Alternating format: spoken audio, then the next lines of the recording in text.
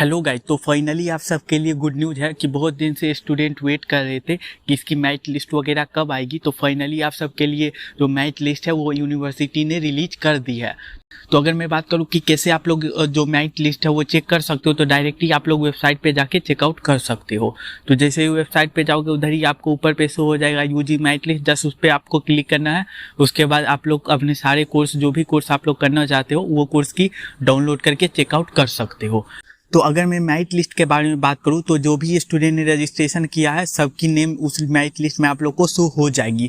क्योंकि अगर हम लोग बात करें तो ये जो आप लोग की मेरिट लिस्ट आई है इसको हम लोग बोलते हैं कॉमन मेरिट लिस्ट।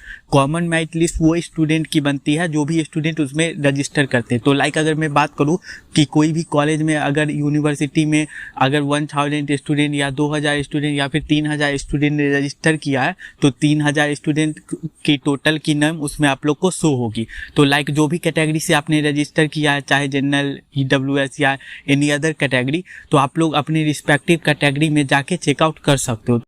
तो लाइक जब आप लोग मेरिट लिस्ट डाउनलोड करोगे तो फिर आप लोग नीचे जाके अपने जो भी कैटेगरी से आपने रजिस्टर किया आप लोग चेकआउट कर सकते हो।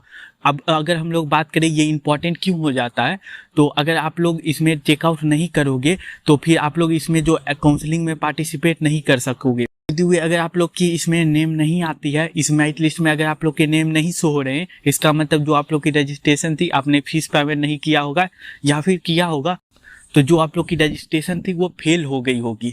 तो इसीलिए आप लोग की नेम इसमें शो नहीं हो रही होगी। एंड अगर आप लोग के नेम इसमें नहीं है तो फिर आप लोग एलिजिबल नहीं होगे इसमें काउंसलिंग में आगे पार्टिसिपेट करने के लिए।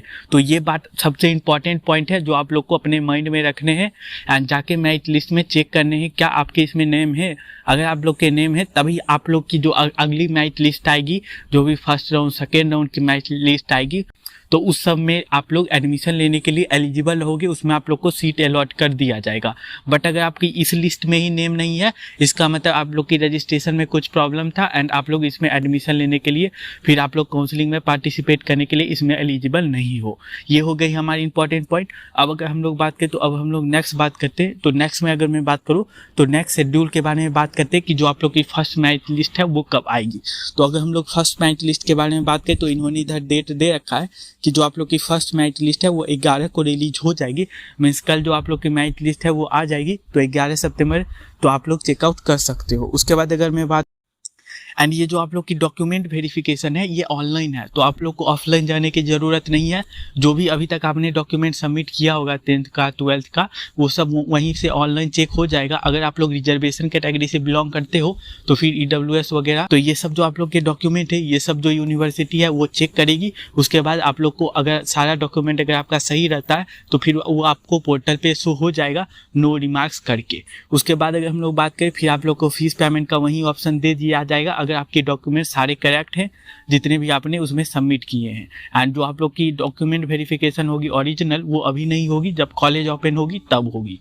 तो उसके बाद जब आप लोग की फीस ओपन हो जाएगी उसकी भी इन्होंने डेट दे रखा है कि 15 को आप लोग की जो लिंक होगी वो जनरेट हो जाएगी। उसके बाद वहाँ से डायरेक्टली आप लोग फीस पेमेंट कर सकते।